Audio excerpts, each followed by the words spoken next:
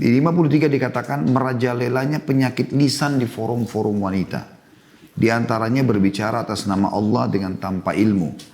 Yaitu seorang wanita berfatwa kepada selainnya dengan mengatakan perkara ini halal dan ini haram.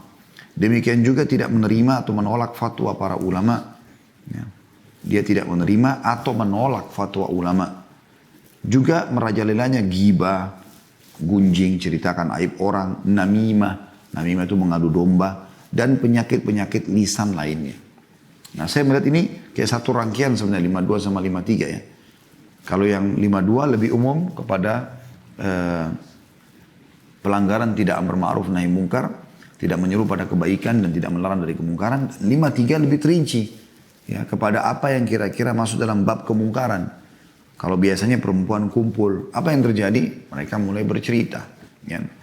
Dan cerita ini ada kalanya kata penulis bisa berbicara atas nama Allah dengan tanpa ilmu. Misal mengatakan itu boleh kok, ini nggak boleh. Misal ini haram, ini halal. Nah, dia begitu gampang mengucapkan kata-kata padahal dia tidak punya ilmu. Mungkin Anda tidak asing dengan orang-orang seperti ini. Anda temukan dia seperti orang yang paling pintar dalam ilmu agama padahal tidak ada ilmunya. Dan akhirnya teman-temannya pikir, oh iya ternyata betul. Baru mereka, atau ternyata ini mungkin fatwanya. Lalu mereka amalkan, padahal sebenarnya itu tanpa ilmu. Ini termasuk kemungkaran. Ya, tidak boleh terjadi. Anda tidak boleh berbicara kecuali Anda punya ilmunya. Dan kata Nabi SAW, Man kana yu'minu billahi wal yawmil akhir, falyakul khairan aw liyasmut. Sampai mengaku beriman kepada Allah dan hari akhir, dia mengucapkan yang baik saja atau dia diam. Atau dia diam. Ya. Ini penting. Begitu juga dikatakan, misal menolak atau tidak menerima fatwa ulama. Dia buat salah. Lalu kemudian disampaikan, ulama itu berpendapat begini. Biarin aja mereka berfatwa. Hanya juga termasuk kemungkaran. Nggak boleh nolak kebenaran. Walaupun Anda belum bisa mengamalkan. Misal seorang muslimah belum pakai jilbab. Lalu kemudian diingatkan, ini sudah dalilnya ada, fatwa ulama sudah keluar. Dia nggak boleh bilang, saya nggak mau dengar. Enggak. Dia bilang, oh iya, baiklah. Mudah-mudahan ya doain supaya Allah bisa membukakan hati saya. Misal, itu lebih baik daripada dia melakukan penolakan. Juga yang tidak kalah penting, dan ini paling sering terjadi. Bahkan 90% majelis wanita, ya, yang tentu kita tidak bicara majelis orang-orang saleh. Umumnya mereka ghibah. Boleh gosipin orang. Bahkan pengakuan sebagian muslimah yang hadir di taklim kami. Waktu itu di Blok M, Masya Allah banyak yang hadir sampai ribuan orang. Itu pengakuannya sendiri mengatakan, Ustaz, kami ini sudah mulai belajar untuk ilmu, kurang lebih seperti itu penyampainya. Kemudian dia katakan, karena saya tidak ingat sekarang secara letter-letter apa yang disampaikan, tapi secara umum dia mengatakan begitu. Tapi kami tidak bisa luput di sini mendengar ada saja gosip. Bicara tentang temannya kah, bicara tentang ustadznya kah, ya, atau bicara tentang ustadz lain. Ya. Ini semua ghibah. Kan ghibah itu dasarnya aib yang ada pada seseorang saudara kita muslim yang dia tidak mau diceritakan. Kalau Anda benar sebagai seorang muslim atau muslimah yang benar dengan keimanannya, Anda kalau lihat satu kekurangan, kemungkaran, aib, ya, Anda harusnya datang mengingatkan dia 4 mata. Sampaikan dengan cara baik-baik supaya dia ya, menerima nasihat. Bukan di publik. Begitu juga dengan namimah, mengadu domba, membuat suami istri bertengkar. Ya. Kalau ada, saudaraku seiman, ini terutama muslimah perlu direnungi. Kalau ada teman Anda berkeluh kesah tentang masalah rumah tangganya, Anda harus tanya diri Anda sendiri, apakah Anda memang ahli di bidang itu? Anda juga sukses nggak menjadi seorang istri, menjadi seorang ibu? Kalau laki-laki misalnya menjadi seorang suami atau ayah. Kalau Anda sendiri masih dalam tahap memperbaiki, jangan berfatwa, jangan menyampaikan apa-apa. Kalau Anda seseorang yang memang dasarnya sukses dalam rumah tangga itu, Anda punya pengalaman, Anda banyak baca buku, Anda terapkan teori dan berhasil. Lalu Anda sampaikan nasihat, pernah saya baca begini, saya terapkan seperti ini, alhamdulillah berhasil. Misal contoh oke. Tapi kalau enggak, misal contoh ada temannya mengatakan, suami saya itu gini-gini dan gitu. Lalu tiba-tiba saja dia mengatakan, kalau saya sih, udah saya tinggalkan saja. Masih banyak laki-laki lain kok. Dia nggak sadar bahasa dia ini bisa menjadi tanda kutip ya fatwa buat temannya. Mungkin dia hanya sekedar ingin menunjukkan kehebatan dirinya kalau dia tidak akan digituin sama suaminya. Padahal belum tentu, mungkin juga suaminya kasar sama dia misal. Tapi ini kan bahaya. Ini bisa nanti mengadu domba. Orang akhirnya si temannya ini mengambil perkataan itu lalu ribut dengan suaminya, dia teradu domba lah mereka. Atau adu domba secara umum. Ya. Karena tidak ingin berteman sama si fulana, ya sama teman yang satu, maka untuk mendekati dia, dia harus menjatuhkan dulu orang lain yang mungkin menjadi sahabat dekatnya dia misalnya. Ini semua masuk dalam masalah itu. Dan kata penulis, dan penyakit-penyakit lisan yang lainnya. Kayak menghina, ya, mencerca, mencaci, dan segala macam. Baik teman-teman sekalian, kita akan coba bahas lebih dalam bagaimana Islam mengajarkan kita agar beramar ma'ruf dan nahi mungkar. Selalu menyuruh kepada yang ma'ruf. Saya sudah bilang tadi, ma'ruf adalah semua yang Allah cintai, yang Allah perintahkan. Ya. Kemudian nahi mungkar adalah melarang kemungkaran dan mungkar semua yang Allah larang dan Allah haramkan. Allah subhanahu wa ta'ala berfirman, ayat yang paling masyhur berhubungan dengan masalah ini adalah Al-Imran ayat 110. Syarat teman-teman yang ikuti bisa mencatat. Kalau lagi mencatat ya, kalau tidak Anda buka minimal dan ikuti, kita tadabburi ayat ini. Yaitu Al-Imran ayat 110. Bunyinya, a'udzubillahi minasyaitonirrajim. Kuntum khaira ummatin ukhrijat linnasi ta'muruna bil ma'rufi wa tanhauna 'anil munkar. Ta'muruna bil ma'rufi wa tanhauna 'anil munkari wa tu'minuna billah. Walau amana ahlul kitabi lakana khairan lahum minhumul mu'minuna wa aktsaruhumul fasiqun. Artinya, kamu hai umat Islam adalah umat yang terbaik yang dilahirkan untuk manusia. Nabi kita Muhammad SAW satu-satunya Nabi yang diutus untuk seluruh alam semesta. Nabi-Nabi sebelum beliau diutus khusus untuk kaumnya saja. Ya. Bahkan banyak yang antara Nabi-Nabi dikenal dengan Nabi Bani Israel. Untuk keturunannya Israel, Bani keturunan Israel Nabi Ya'qub alaihissalam. Maka Nabi Muhammad SAW diutus oleh Allah SWT untuk alam semesta. Sebagaimana Allah jelaskan dalam Al-Quran. A'udhu billahi minasyaitonir rajim. Wa ma arsalnaka illa rahmatan lil alamin. Kami enggak utus untuk hai Muhammad kecuali untuk rahmat bagi seluruh alam semesta. Mau jin, mau manusia, mau hewan-hewan.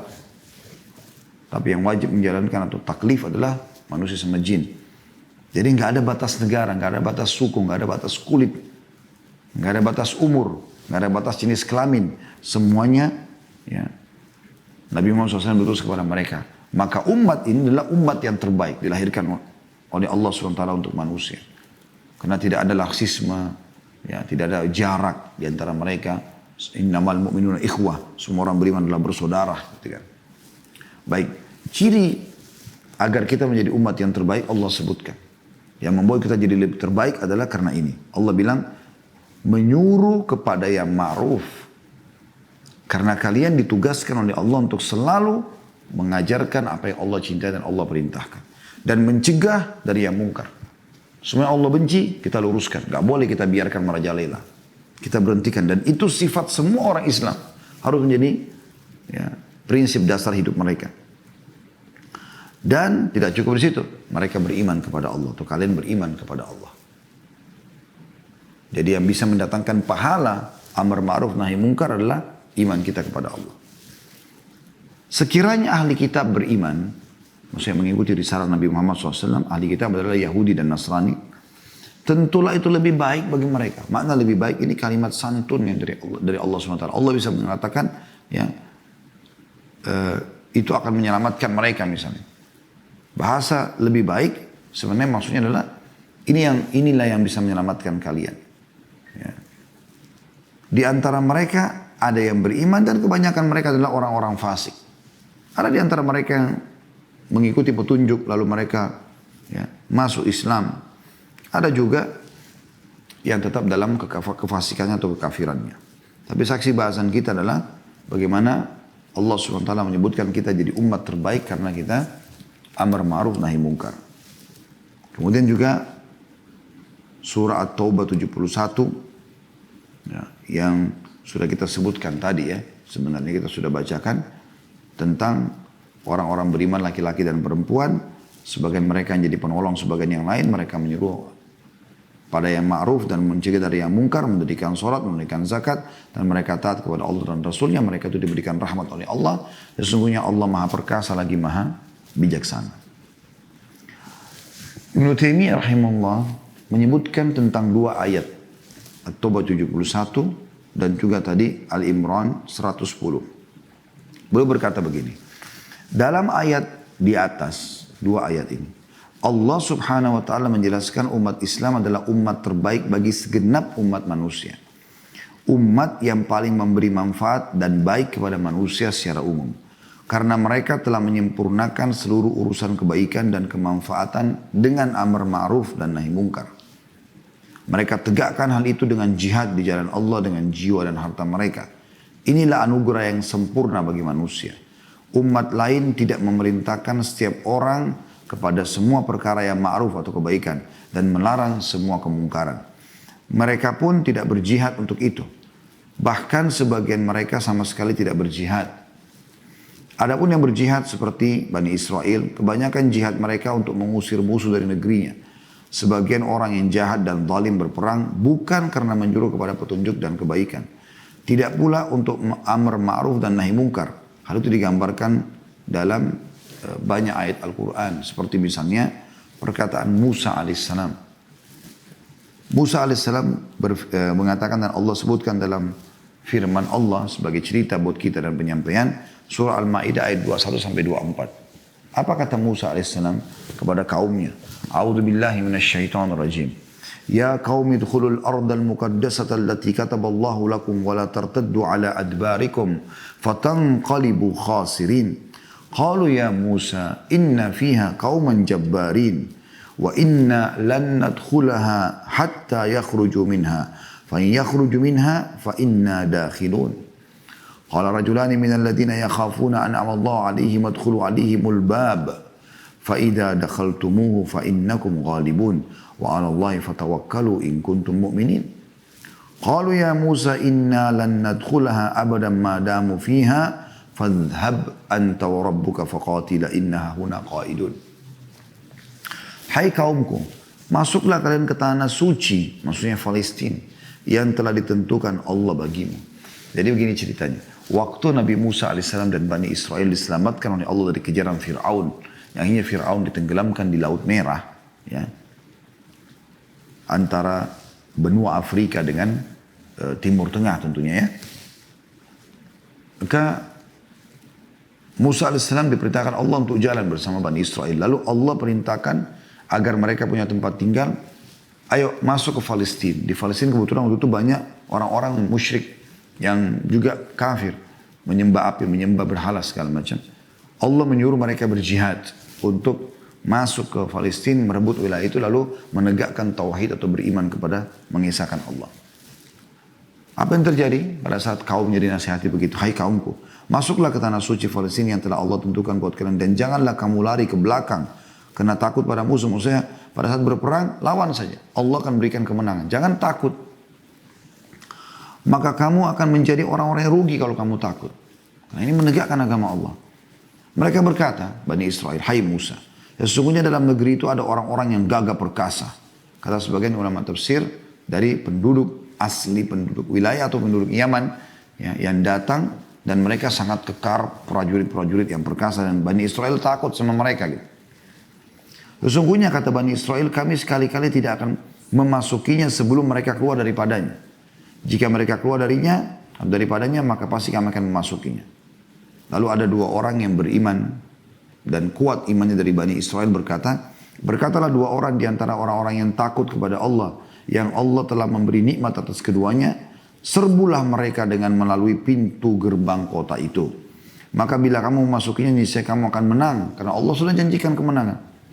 Dan hanya kepada Allah hendaklah kamu semua bertawakal, serahkan urusan. Jika kamu benar-benar orang beriman.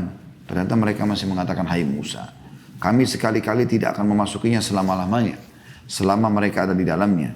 Karena itu pergilah kamu bersama Rabbmu. Kamu aja sama Tuhanmu, hai Musa, pergi berdua. Dan berperanglah kamu berdua. Sesungguhnya kami akan duduk menanti di sini.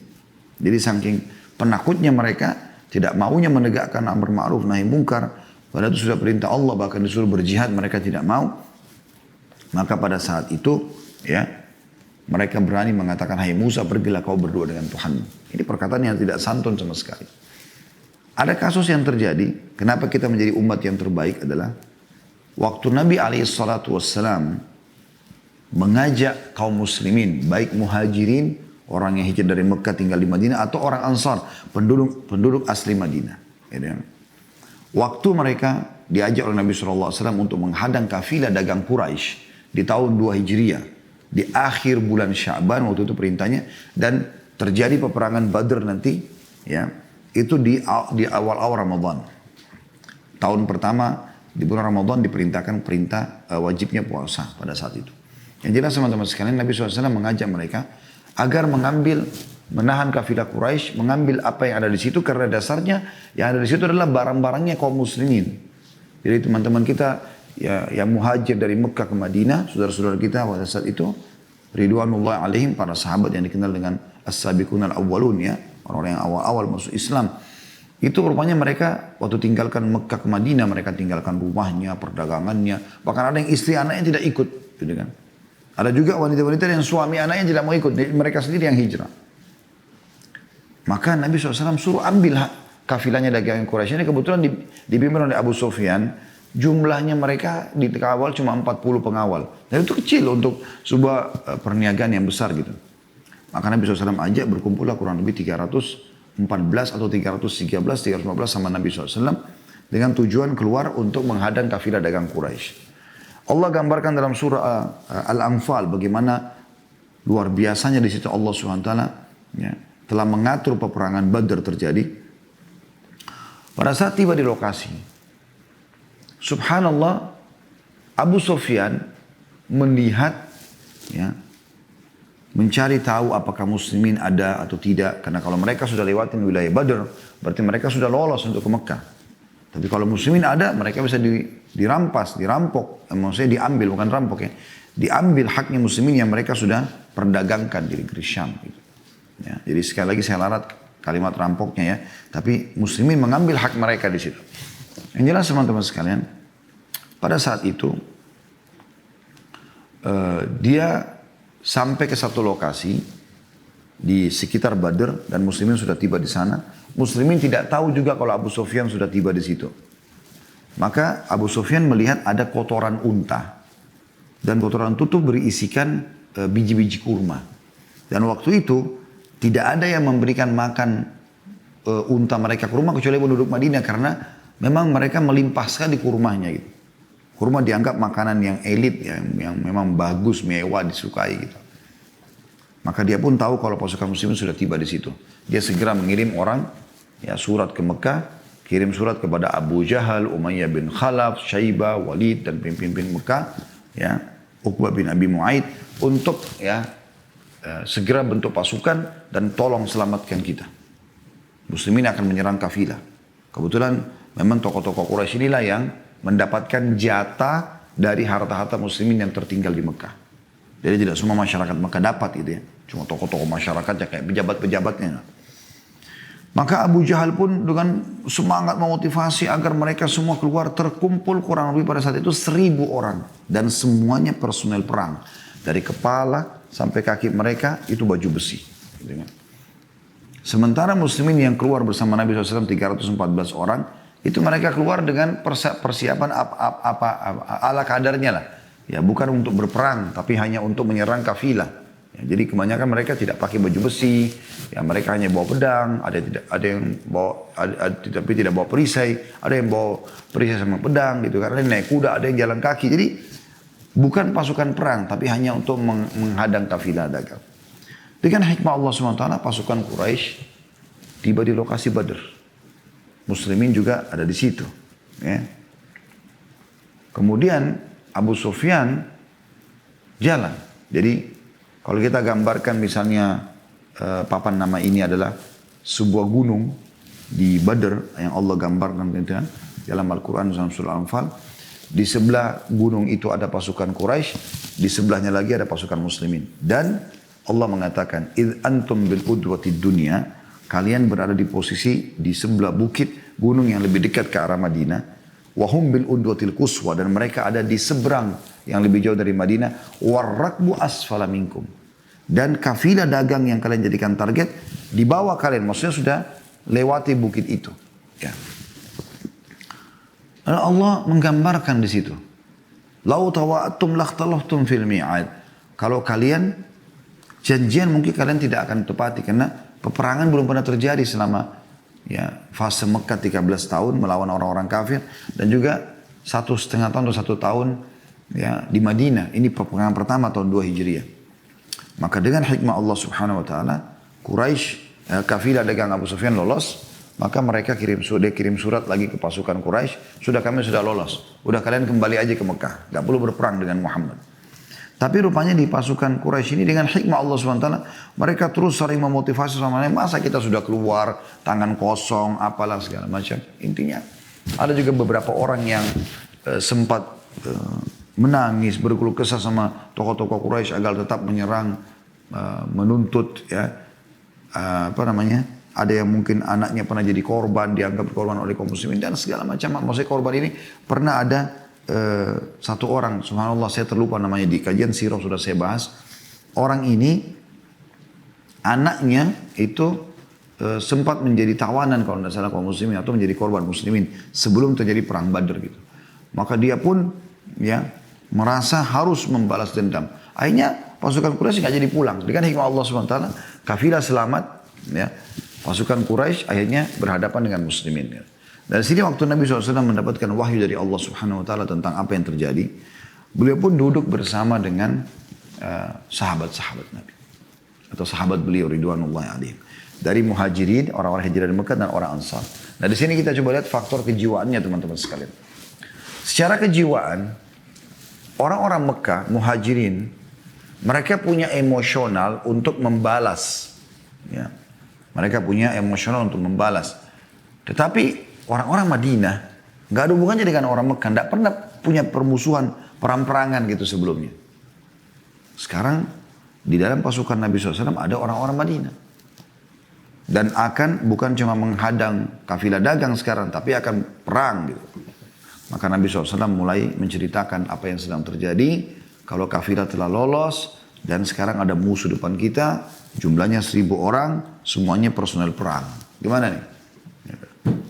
Maka akhirnya mereka pun para muhajirin mulai dari Abu Bakar mengatakan, ya Rasulullah, perintahkan apa saja, kalau anda mau kami berperang, kami perang, kalau anda suruh kami pulang, kami pulang. Nabi SAW berterima kasih. Lalu Nabi mengatakan, hai manusia, berikan aku informasi. Maka berdiri Umar mengucapkan kalimat yang sama, berdiri Mikdad, dan terus banyak sahabat-sahabat Nabi yang dari Mekah berbicara. Nabi SAW masih mengatakan, hai manusia, beritahukan informasi. Maksudnya apa harus kita lakukan? Maka pada saat itu Sa'ad bin Ubadah radhiyallahu anhu, seorang sahabat Nabi yang mulia dari pemimpin suku Khazraj di Madinah, dari Ansar mengatakan, ya Rasulullah, seakan-akan anda sedang menginginkan kami, kaum Ansar. Kata Nabi SAW, benar. Jadi seakan-akan Nabi mau bilang, kalau ini orang-orang muhajirin dari tadi ngomong ini, mereka punya emosional gitu kan, karena memang mereka disiksa di Mekah, harta mereka diambil. Kalau kalian bagaimana? Tapi Nabi cuma mengatakan, benar, aku ingin dengar pendapat kalian.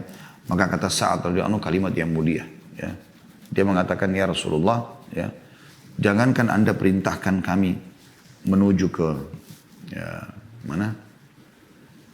Menuju ke melawan Quraisy, pasukan. Kalau anda perintahkan kami masuk ke dalam lautan, kami akan masuk ke dalam lautan. Di sini saya terlupa apakah Sa'ad bin Ubadah yang mengatakan kalimat ini atau ada sahabat Nabi yang lain, mungkin Mikdad kalau tidak salah satunya seingat saya, yang mengatakan, ya Rasulullah, kalau kami tidak akan mengucapkan seperti yang diucapkan oleh Bani Israel kepada Musa. Yang waktu saat diajak untuk masuk ke Palestina, mereka mengatakan, idhab anta wa rabbuka faqatila inna huna qaidun. Pergilah kau berdua, hai Musa, dengan Tuhanmu, perangi mereka. Kalau sudah menang, beritahukan kepada kami akan tunggu di sini. Tapi kami akan mengatakan, pergilah kamu bersama Tuhanmu, ya Rasulullah, dan kami akan bersama kalian berdua. Begitu. Dan ini saksi bahasan kita, memang kita menjadi umat terbaik justru karena kita amar ma'ruf nahi munkar. Bahkan sampai pada tingkat kita mengorbankan jiwa dan harta kita berjihad untuk itu. Ya. Ibnu Taimiyah berkata, mereka berperang lantaran diusir dari tanah air beserta anak-anak mereka. Sudah demikian, mereka pun masih melanggar perintah sehingga tidak dihalalkan bagi mereka harta rampasan perang. Demikian juga tidak boleh mengambil budak-budak tawanan perang. Artinya orang-orang Bani Israel mereka ya, bukan justru menegakkan amar ma'ruf nahi munkar, sampai wilayah mereka pun yang mereka harus kuasain dan mereka jadikan sebagai tempat tinggal disuruh untuk merebutnya, mereka juga tidak mau. Maka beda sekali dengan umat ini tentunya. Allah Subhanahu wa taala juga teman-teman sekalian ya, menyebutkan dalam surah Al-Imran ayat 104 memerintahkan kita agar ya, beramar ma'ruf nahi munkar. Yang bunyinya a'udzubillahi minasyaitonirrajim wal takum minkum ummatun yad'una ilal khair wa ya'muruna bil ma'ruf wa yanhauna 'anil munkari wa ulaika humul muflihun. Dan hendaklah ada di antara kamu segolongan umat yang menyeru kepada kebajikan, menyuruh kepada yang ma'ruf dan mencegah dari yang mungkar, dan mereka adalah orang-orang yang beruntung. Jadi nggak boleh kita biarkan ini ya. Harus kita betul-betul amar ma'ruf dan nahi mungkar. Nabi kita Muhammad SAW juga mengingatkan kepada kita. Tentu walaupun bahasan kita tentang muslimah ini, dalil ini berlaku umum untuk semua muslim dan muslimah, laki-laki dan perempuan. Tetapi kita sedang karena bicara tentang keluar wanita, maka juga banyak terjadi mereka tidak amar ma'ruf nahi mungkar. Perhatikan Nabi SAW bersabda dalam hadis yang masyhur, hadis riwayat Muslim, man ra'a minkum mungkaran, siapa saja di antara kalian yang melihat kemungkaran. Sudah kita katakan tadi kemungkaran apa yang Allah benci, yang Allah larang, Allah haramkan. Falyughayyirhu biyadihi. Maka dia semestinya mengganti, memberhentikan dengan tangannya. Mana tangan? Powernya, kekuatannya, gitu kan. Kayak misalnya pemimpin negara pada masyarakatnya, orang tua pada anak, pimpinan perusahaan pada bawahannya, suami pada istri ya, yang punya power. Dia berhentikan kemungkaran. Misal anaknya lagi mabuk, ayahnya ngambil botol minuman keras itu kan dengan powernya ya. Atau seorang pimpinan perusahaan dia pecat pegawainya yang melakukan kemungkaran, sudah diingatkan tidak mau. Atau seorang pemerintah yang pemimpin negara menghukum, memenjarakan atau mencambuk orang yang melakukan pelanggaran-pelanggaran kayak mabuk, berzina dan segala macam gitu. Fa in lam yastati' fa bilisani. Tapi kalau dia tidak punya kemampuan untuk, tidak punya power, maka dia ubah kemungkaran itu dengan lisannya. Nasihati. Ini nggak boleh, ini haram. Masalah mereka terima nggak terima itu bukan urusan kita. Yang penting sudah kita nasihati. Karena kalau kita tidak nasihatin, ada sebuah riwayat yang ya, atau sebuah athar yang disebutkan, kalau Nabi SAW bersabda, kalau ada orang melihat seseorang berbuat mungkar lalu dia tidak luruskan, maka orang yang berbuat mungkar akan datang hari kiamat mencekik lehernya orang yang melihatnya berbuat mungkar ini, lalu berkata di hadapan Allah, ya Allah, orang ini melihat saya buat mungkar, dia tidak ingatkan, maka saya tuntut dia sekarang. Justru orang itu nanti akan panen pahala kita, karena kita naudzubillah ya, pada saat semoga Allah selamatkan kita, pada saat dia buat mungkaran kita nggak ingatkan. Kalau juga belum bisa fa in lam yastati' dengan lisannya, fa bi qalbihi wa dzalika adhaful iman. Maka dia pungkiri dengan hatinya, dan itu adalah selemah-lemah iman. Dalam riwayat lain, dan tidak ada lagi tingkatan di bawah itu. Maka minimal doakan, ya Allah berikan hidayah kalau kita memang tidak mampu. Misal ibu-ibu, karena memang tadi kita banyak ibu mengikuti, maka saya panggil Anda dulu. Dan juga Anda bapak-bapak sekalian, untuk ikhwah dan akhwat sekalian yang menghadiri acara kita ini. Dan insya Allah mungkin kalaupun ada siaran ulang, maka sama saja panggilan saya menyuruh kepada kita semua. Ya, kalau misalnya ada orang, ya, Anda lewat di jalan, ada wanita tidak berhijab. Itu kan kemungkaran. Ada pelang iklan sampo perempuan tidak berhijab. Ada iklan rokok atau apa saja. Di sini Anda tidak boleh diam. Apa yang Anda lakukan? Anda ingkar mungkar. Kalau Anda punya power, pemerintah Anda berhentikan. Kalau Anda tidak bisa, Anda nasihati dengan lisan pemiliknya. Anda tidak bisa, ini paling gampang. Pungkiri dengan hati. Kita mengatakan, ya Allah, semoga Engkau hilangkan kemungkaran ini. Supaya kita selamat dari tuntutan pada hari kiamat. Karena orang-orang yang berbuat mungkar itu akan menuntut kita pada hari kiamat kalau kita tidak meluruskan kesalahan mereka. Sekarang kita dengarkan bagaimana kesepakatan ulama tentang wajibnya amar ma'ruf nahi munkar. Ibnu Hazm rahimahullah, salah satu ulama yang ada di Spanyol, berkata, seluruh umat telah bersepakat mengenai kewajiban amar ma'ruf nahi munkar. Tidak ada perselisihan di antara mereka sedikit pun. Kemudian juga An-Nawawi, Imam Nawawi rahimahullah berkata, telah banyak dalil-dalil Al-Quran dan As-Sunnah serta ijma' atau kesepakatan yang menunjukkan kewajiban amar ma'ruf dan nahi munkar. Asy-Syaukani berkata, amar ma'ruf nahi munkar termasuk kewajiban, pokok serta rukun syariat terbesar dalam syariat. Ya. Dengannya sempurna aturan Islam dan tegak kejayaannya. Jadi kapan umat Islam sibuk semuanya, laki-laki, perempuan, yang muda, yang tua, selalu saling mengingatkan yang baik. Dan baik sudah kita sepakati pasti tentunya. Ya sholat, ya puasa, perintah-perintah Allah SWT dalam melakukan kebaikan dan ketaatan. Kita selalu saling mengingatkan di sini, maka orang-orang akan tergiring pada ketaatan. Dan kita melarang kemungkaran, kemaksiatan kepada Allah, kita berhentikan itu. Maka di sini nanti akan tegak agama Allah SWT. Dan disitulah kita akan mencapai kejayaan kita. Inilah yang membuat bagaimana negara Islam berdiri di zaman Nabi SAW di Madinah. Ya, peraturan syariat Allah ditegakkan karena ada amar ma'ruf nahi munkar. Khulafa' Rasyidin juga, Abu Bakar, Umar, Uthman, Ali radhiyallahu anhum juga begitu. Begitu juga dengan dinasti pertama dalam Islam, Umayyah. Ya, dari tahun 40 sampai 132 Hijriah. Karena Khulafa' Rasyidin kan dari tahun 11 sampai 40 ya. Abu Bakar 11 sampai 13, Umar 13 sampai 23, Uthman 23 sampai 37 kurang lebih, Ali 37 sampai 40 radhiyallahu anhu ajma'in. Kemudian dinasti Umayyah berdiri dari tahun 40 sampai 132 Hijriah. Ini semua kekuasaan Islam yang menegakkan amar ma'ruf nahi munkar. Mereka menegakkan perintah Allah SWT, mereka melarang dari kemungkaran. Kemudian datang Abbasiyah ya, yang berdiri dari tahun 130 sampai 656 ya, kurang lebih Hijriah. Kemudian ada setelah itu Utsmaniyah yang baru saja runtuh sekitar 96 tahun yang lalu ya. 1924 kemudian digantilah dengan sistem yang bukan Islam tentunya. Abu Bakar Al-Jassah atau salah satu tokoh ulama berkata, Abu Bakar Al-Jassah ya, Allah Subhanahu wa taala telah menegaskan kewajiban amar ma'ruf nahi munkar melalui beberapa ayat dari Al-Qur'an. Lalu dijelaskan oleh Rasulullah SAW dalam hadis yang mutawatir. Maksudnya jalurnya banyak sampai kepada beliau sallallahu alaihi wasallam, dan para salaf telah serta ahli fikih ya, telah berkonsensus atas kewajibannya. Seperti itulah. Ya. Sekarang teman-teman sekalian, kita lebih dalam sedikit membahas ada 2 poin tersisa, yaitu hukumnya amar ma'ruf yang tadi kan disepakati dia adalah kewajiban. Baik, kewajiban ini sifatnya fardu ain atau fardu kifayah. Maksudnya fardu ain atau fardu kifayah gini. Fardu ain itu apakah wajib untuk setiap individu? Semua wajib. Misalnya gini, kita 10 orang nih, ada 1 orang nggak sholat.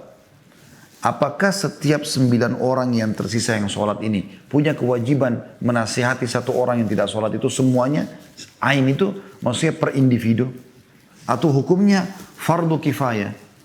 Kewajiban tapi kifayah. Kifayah maksudnya tercukupkan kalau sudah ada yang menegakkan. Misal tadi 1 orang nggak sholat contohnya, 9 orang ini sholat. Ya. Kalau fardu kifayah maksudnya kalau ada dari 9 orang ini 1 sudah nasihatin, yang lain gugur kewajibannya. Kemudian bisa ditangkap ya. Jadi apakah dia fardu ain? Tadi kalau 1 orang tidak sholat, 10 orang ini total bersahabat, ya batu berteman, 1 nggak sholat, 9 orang sholat. Apakah 9 orang ini semua wajib masing-masing menasihati? Harus dia bilang, kamu nggak sholat dosa gini-gini misalnya. Itu namanya fardu ain. Atau dia fardu kifayah. Artinya tercukupkan kalau dari 9 orang ada 1 orang saja yang meluruskan itu. Nah, ada yang mengatakan fardu ain. Di antara ulama yang mengatakan fardu ain adalah Ibnu Katsir, kemudian Ibnu Hazm. Mereka berdalil dengan tadi Ali Imran 104 yang bunyinya a'udzubillahi minasyaitonirrajim wal takum minkum ummatun yad'una ilal khairi wa ya'muruna bil ma'ruf wa yanhauna 'anil munkar wa ulaika humul muflihun. Hendaklah ada di antara kamu segolongan orang yang menyeru kepada kebaikan, menyeru kepada yang ma'ruf ya, dan mencegah dari yang mungkar, mereka adalah orang-orang yang beruntung. Kemudian mereka juga berdalil dengan Al-Imran tadi 110, kalian adalah umat yang terbaik yang dilahirkan untuk manusia, menyuruh kepada ma'ruf, menjaga dari yang mungkar, dan beriman kepada Allah. Juga mereka berdalil dengan surah Fussilat ayat 33, A'udzu billahi minasyaitonir rajim, wa man ahsanu qawlan mimman da'a ila Allah wa 'amila shalihan wa qala innani minal muslimin. Siapa yang lebih baik perkataannya daripada orang yang menyuruh kepada Allah, mengerjakan amal saleh dan berkata sungguh aku termasuk orang berserah diri. Nah, dari sini mereka mengatakan ayat-ayat ini memberikan isyarat tentang fardu ain. Artinya setiap individu tadi wajib meluruskan kesalahan tersebut. Dan mereka juga mengatakan sebagaimana Umar bin Khattab menganggapnya sebagai syariat Allah bagi orang yang bergabung ke dalam barisan umat Islam. Beliau berkata setelah membaca surah Al-Imran ayat 110, wahai sekalian manusia, barang siapa yang ingin termasuk umat terbaik, hendaklah menunaikan syariat Allah darinya. Kemudian ulama yang mengatakan fardu kifayah, artinya kalau satu orang meluruskan sudah cukup ya. Dan itu cukup banyak ulama di sini, ada Al-Mawardi, ada Abu Ya'la Al-Hambali, ada Ibnu Qudama, ada An-Nawawi, ada Ibnu Taimiyah, ada Asy-Syatibi, ada Asy-Syaukani. Mereka berdalil yang sama sebenarnya. Al-Imran 104 tadi, yang artinya dan hendaklah ada di antara kamu segolongan umat yang menyuruh kepada kebaikan, menyuruh kepada yang ma'ruf dan mencegah dari yang mungkar, dan mereka termasuk orang beruntung. Ya. Juga mereka berdalil yang lain surah At-Taubah 122. Yang bunyinya a'udzubillahi minasyaitonir rajim wa ma kana al-mu'minuna liyanfiru kaffah falawla nafaru min kulli firqatin minhum ta'ifatun liyatafaqahu fid din wa liyunziru qawman idza raja'u ilaihim la'allahum yahdharun. Artinya tidak sepatutnya kata Allah bagi orang-orang mukmin itu pergi semuanya ke medan perang, semuanya pergi jihad. Mengapa tidak pergi dari tiap-tiap golongan di antara mereka beberapa orang untuk memperdalam pengetahuan mereka tentang agama? Belajar, perlu dibagi, ada pasukan perang, ada juga para penuntut ilmu. Dan untuk memberi peringatan kepada kaumnya, nanti kalau sudah mereka pintar jadi ulama, mereka da'i pulang mengajarkan kepada kaumnya. Apabila mereka kembali kepada kaumnya, supaya mereka dapat menjaga diri. Ya. Di sini teman-teman sekalian kita lihat bagaimana khilaf di antara ulama ya. Tapi kalau kita melihat kecenderungan umumnya ulama itu kepada fardu kifayah. Dia mirip hukumnya dengan sholat jenazah ya. Kalau sudah ada yang sholati maka gugur bagi yang lain. Mirip juga hukumnya dengan orang kalau lagi dalam satu majelis 10 orang, 20 orang. Kemudian ada yang ucapan salam. Kan mengucapkan salam sunnah. Tapi menjawab salam hukumnya wajib. Sekarang kalau kita 10 orang dulu dalam satu majelis, ada satu orang telat datang, lalu dia salam. Nah, kalau kita bilang fardu ain, berarti setiap orang harus jawab salam semuanya. Kalau fardu kifayah berarti cuma sebagian saja yang jawab, maka yang lainnya gugur. Maka ini mirip hukumnya dengan ini. Ya, dan ini pendapat Allahu a'lam yang lebih cenderung kepada lebih tepat lah ya, yaitu fardu kifayah. Ya. Tapi lebih baik seseorang jangan bergantung dan mengatakan, oh kan nanti ada yang mengingatkan kok, tidak usah saya. Enggak, bukan begitu. Jadi kalau selama belum ada yang luruskan, Anda punya kewajiban untuk meluruskan. Karena nanti akan ada ya, pertanyaan dari Allah Subhanahu Wa Taala, kenapa ya tidak amar ma'ruf dan nahi mungkar. Nah, ini perlu teman-teman di garis bawahi tentunya. Allahu a'lam. Tapi yang kita simpulkan adalah, mari teman-teman sekalian kita coba ya menegakkan salah satu dari pondasi dasar Islam ini, yaitu amar ma'ruf nahi mungkar, supaya betul-betul kita bisa menegakkan agama ini, karena ini simbol Islam ya. Bagaimana setiap individu muslim merasa bertanggung jawab untuk menyampaikan mana yang benar menurut Allah SWT dan mana yang salah menurut Allah SWT. Dimulai dari kita di rumah tangga kita ya, meluruskan pasangan, meluruskan anak-anak ya. Begitu juga pembantu, pekerja dan segala macam. Anda juga di perusahaan begitu, dengan persahabatan Anda dan umumnya di tengah-tengah masyarakat. Ya. Kita lihat memang itu yang dinukil dari para salafus salih, dimulai dari Nabi SAW. Nabi kalau lihat kemungkaran, Nabi langsung ingatkan. Nabi kalau lihat ma'ruf, Nabi berikan dukungan. Dan itu turun-temurun, para sahabat lanjutkan sepeninggal Nabi SAW. Dan terus tabi'in. Dan insya Allah sampai menjelang hari kiamat, orang beriman akan melakukan perbuatan tersebut. Ya.